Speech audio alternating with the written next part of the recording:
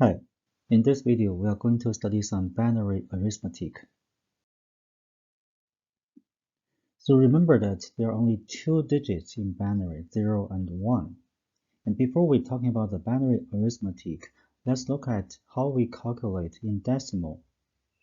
So suppose we have 9 and 1. We are going to get the sum of these two numbers. Because in decimal we only have 10 digits. So 9 plus 1 equals to 10, but we don't have 10 in decimal. So we're going to put a 0 here, and then we are going to generate 1 carry here. So the carry will be equals to 1. So 9 plus 1 equals to 10, which is 10 in decimal. So we could do the addition in binary in the similar way. So we have 1 and 0. So if we want to get the sum of it, so which will be 1. But if we have 1 and 1, the addition of 1 and 1, of course, is not 2 because we don't have 2 in binary. So the result will be 0, 1, 0. So which means 2. Let's compare the subtraction in decimal and the binary. Let's calculate 11 minus 2. Because 1 is not enough to minus 2, so in this case we have to borrow 1 from its left position. So the borrowed value will become 10 in this position. So this value will be 11, minus 2, so which is 9.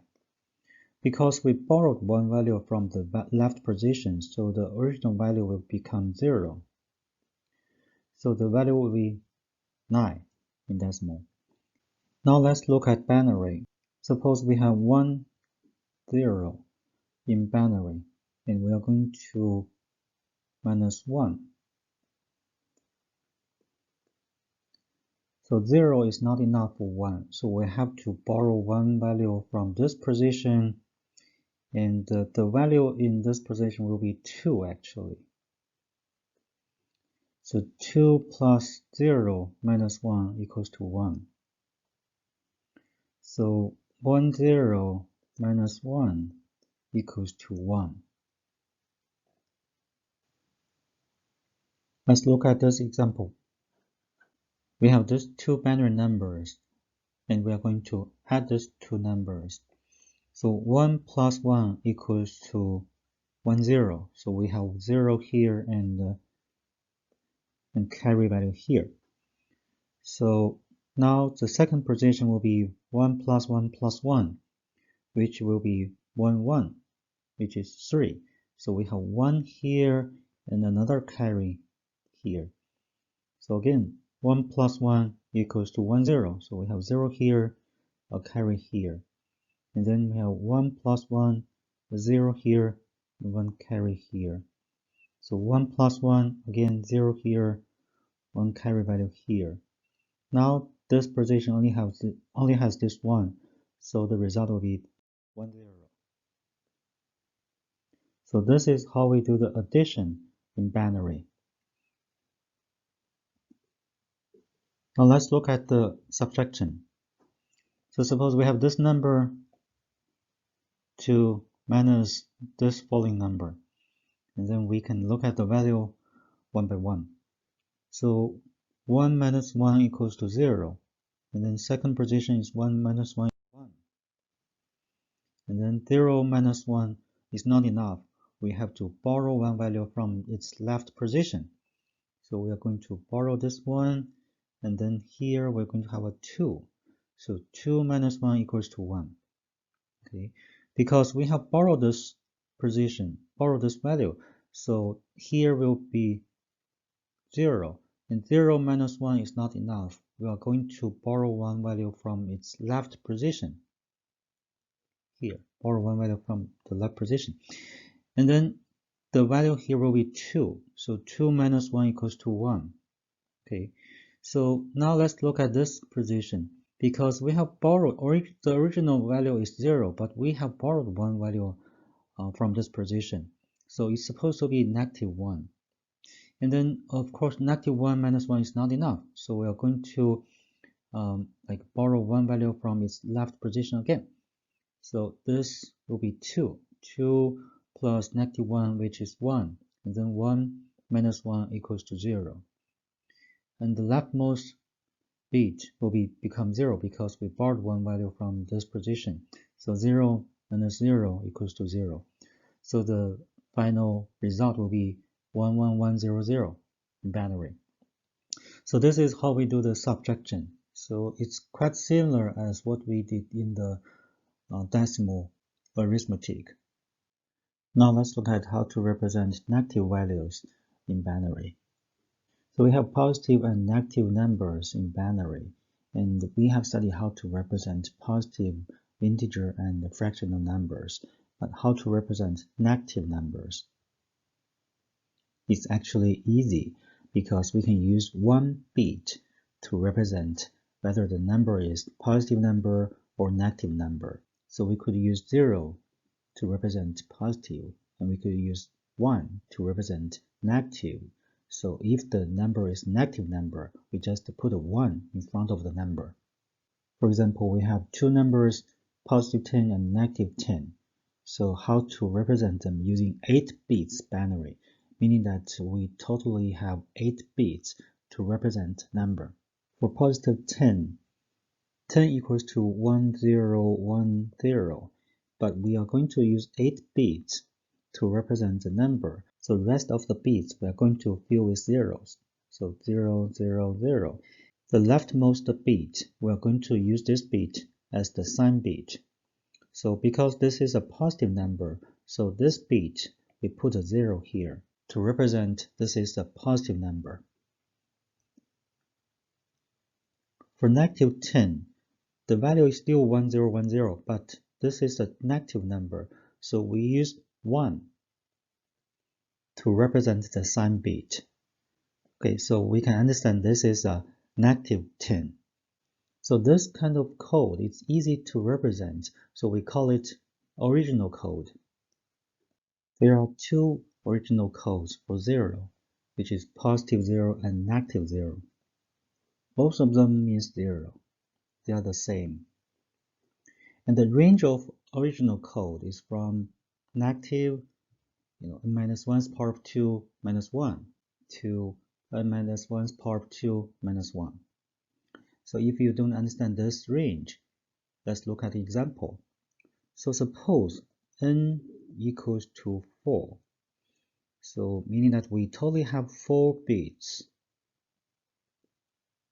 Because we use the leftmost bit to represent the sign, so the maximum value must be a positive number. So this bit must be 0. So the maximum number will be 0, 1, 1, 1. 1, 1, 1 is 7. 7 equals to the third power of 2 minus 1. So it is n minus 1's power of 2 minus 1. So this will be the maximum number. For the minimum number, it must be a negative number. So the leftmost bit must be 1.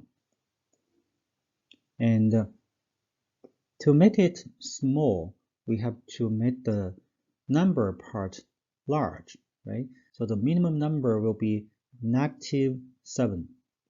So it's actually equals to negative the third power of 2 minus 1, right? Which is negative n minus 1's power of 2 minus 1. So this will be the minimum number. So the range is from negative this number to positive this number. And the total number is, n's power of 2 minus 1. If n equals to 8, the range is negative 127 to positive 127.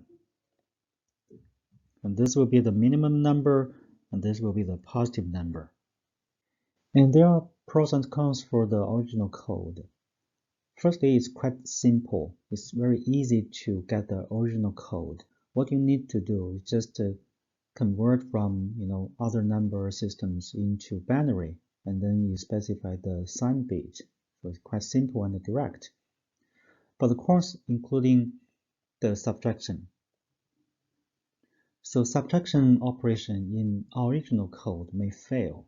Let's look at this example. So suppose we have two numbers, -4 and -3. We want to add them. And of course, the value will be -7. So if we change to original code, and in this case, we use 16 bits to represent the number.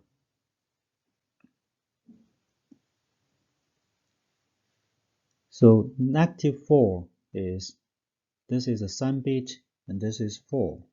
And this is negative, and this is 3. So if we add them, we're going to get, so here it goes to 1, 1, 1, and then, but the leftmost bit, if we add them together, we're going to get a 1, 0, okay?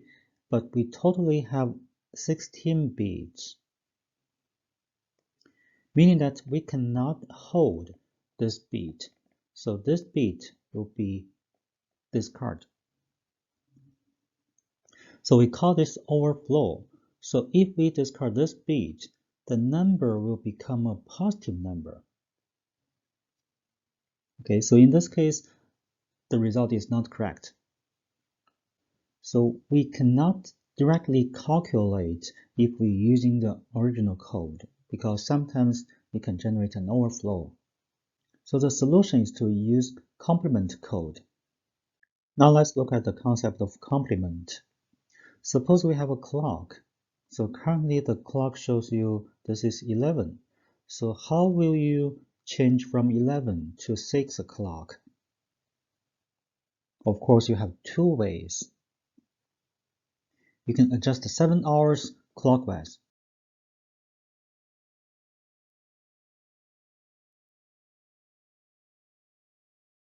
The other way is to adjust 5 hours anti-clockwise.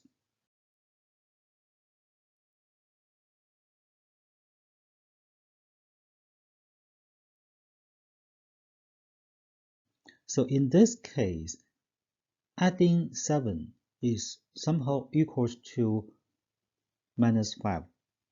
So 11 plus 7 equals to 12 plus 6, and then we got 6. 11 minus 5 equals to 6. And the value here we removed is called the modulus. Modulus means the nth part of base. So here R means the base, and N means the number of digits.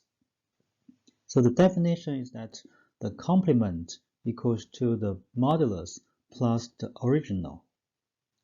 So positive 7 is a complement of -5 when the modulus is 12.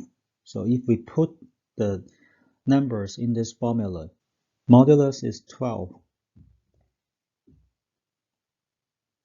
original is -5, so the complement is 7.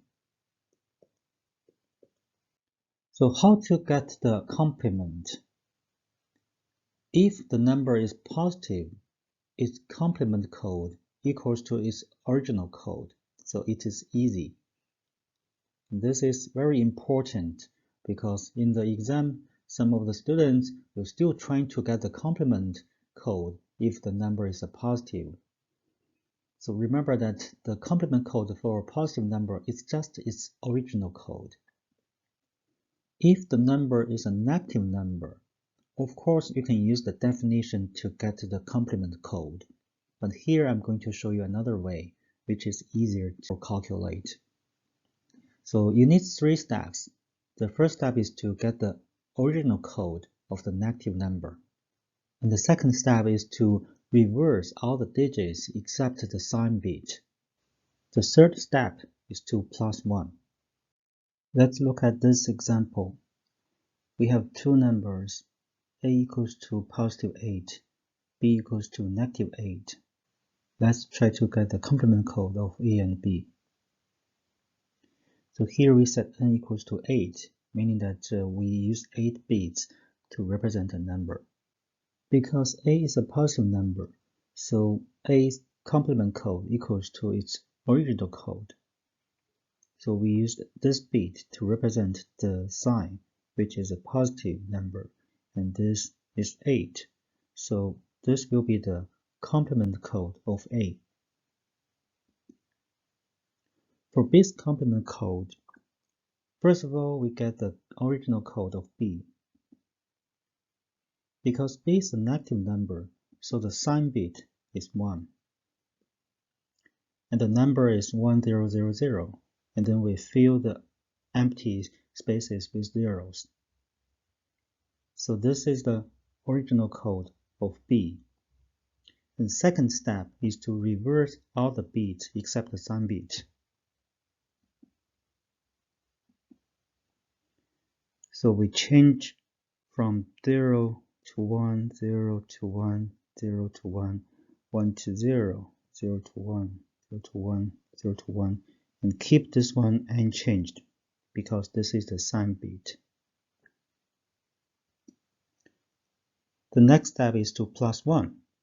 So we are going to plus this number with 1.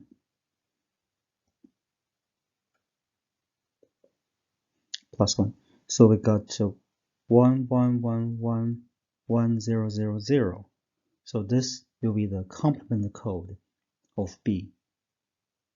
If we try to get the complement code of -0, according to the 3 steps, we can get this number. Because this number including 9 digits, so meaning this bit will be an overflow. So we cannot get the complement code of -0. So the complement code of -0 is actually equals to the complement code of +0. Because we have only one representation for +0 and -0, so we have one extra space to represent a number. So in complement code, the total number is 2 to the nth power, and the range of the complement code is from this value to this value. For the positive number is same as the original code, but for the negative value is different. It can represent one more number. So if n equals to 8, the range of the complement code will be from -128 to +127. And this will be the minimum number, which is -128. And this will be the positive number, which is 127. The reason why we need to introduce the complement code is because it can make the arithmetic calculation easier. All of the arithmetic operations will be executed in complement code. So we don't need to consider the sign bit specifically if we're using the complement code. And all of the subtractions will be converted into addition. So the sign is treated the same as other digits. So we have these formulas if we calculate in the complement code. So A's complement code plus B's complement equals to A plus B's complement. A's complement minus B's complement equals to A minus B's complement. A's complement equals to A's original. So this is actually important because if the number is represented in the complement code, it's not easy for us to know the real value because we cannot directly calculate the real value using the spread number approach on the complement code. We have to convert it into the original code so that we can know the real value. Let's look at this example. We have A and B. A equals to 4, B equals to 16, and n equals to 8, meaning that we use 8 bits to represent a number. And we want to compute the result of A minus B. Because according to the formulas we introduced in the previous slide, A minus B's complement equals to A's complement plus, if we think minus B is a number, it will equals to A's complement plus minus B's complement. So because a is a positive number, so the complement code of a equals to its original code. And minus b is negative 16. So we get the original code of this number, which is this number. This is the sign bit. And then we calculate the complement code according to the 3 steps. And then we get this number. So this is negative 16's complement code. So we're going to plus this number with this number, which is a's complement plus negative b's complement. And then we can calculate the value. So we have 1, 1, 1, 1, 0, 1, 0, 0. We can take the sign as a regular digit, so we can just calculate the addition. So the result will be a minus b's complement, and according to this number, we can see this number is a negative number. So because a minus b's original code equals to a minus b's complement, and we get the complement again. So we try to get the complement code of this number again. And then we get this number. So this is the original code of a minus b, which is negative 12. Let's look at one more example. The same a and b, but we want to calculate b minus a. So b minus a's complement equals to b's complement plus negative a's complement. Because b is a positive number, so the complement code of b equals to its original code. And negative a is negative 4, so we get the original code first. And then we calculate the complement code. So this will be the number. So we just take the sign bit as a regular digit. And after the calculation, we have this number. And this number is including 9 digits. So this bit will be an overflow actually.